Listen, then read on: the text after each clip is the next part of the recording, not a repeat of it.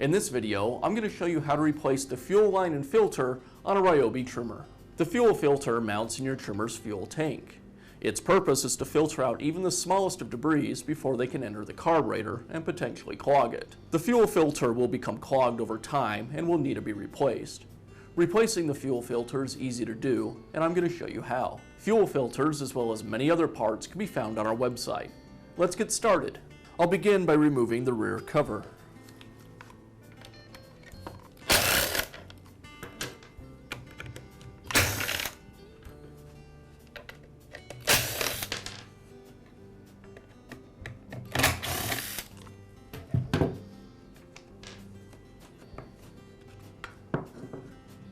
Now remove the two screws that secure the carburetor to the engine.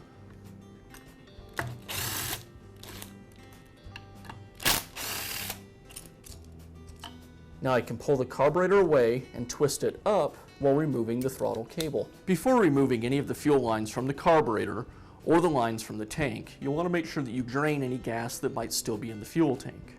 Now remove the incoming fuel line from the carburetor and pull it through the carburetor mounting plate.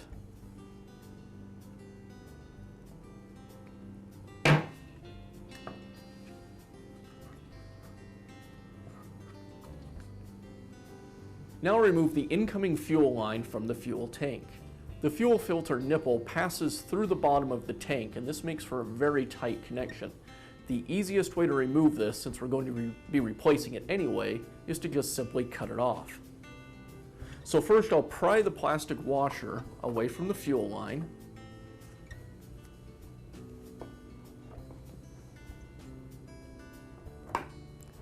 And now I'll just cut that off flush to the tank.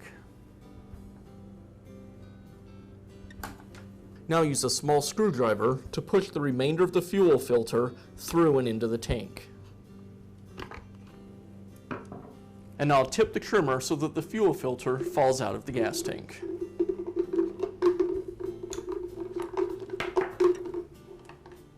Now install our new fuel filter and fuel line assembly. There's a couple of things I'm going to do to prepare the line to go into the tank a little easier. First, I'm going to cut a taper on the end of the line, and I want to cut off as little of the line as possible here.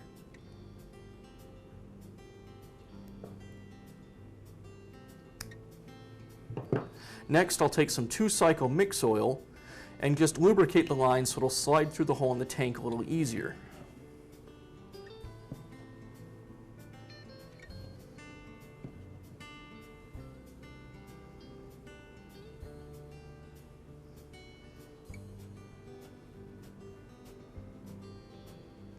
And now we can install the assembly into the fuel tank.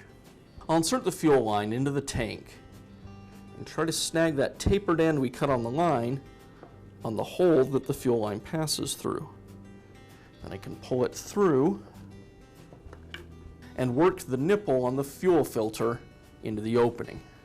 Now, using a fairly large flat tip screwdriver, I'll insert the screwdriver into the fuel tank and place the tip of the screwdriver on the plastic button that's on top of the fuel filter. I'll apply gentle downward force to push the fuel filter into the tank, at the same time pulling on the fuel line on the outside of the tank. The fuel filter line kit includes a small plastic washer. This washer goes over the fuel line and up over the nipple on the underside of the fuel filter, and this just locks the fuel filter in place.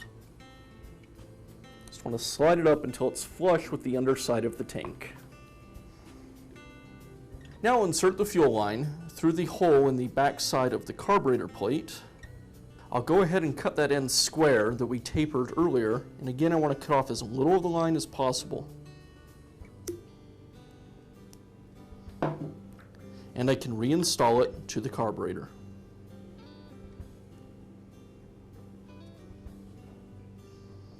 Now I'll reinstall the throttle cable back onto the carburetor's throttle linkage.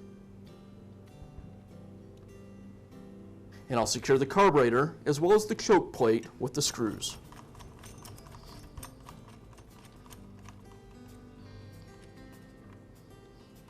As I tighten the upper screw, I want to make sure I have the choke plate lined up, as well as the wavy washer, so it doesn't get pinched by the screw.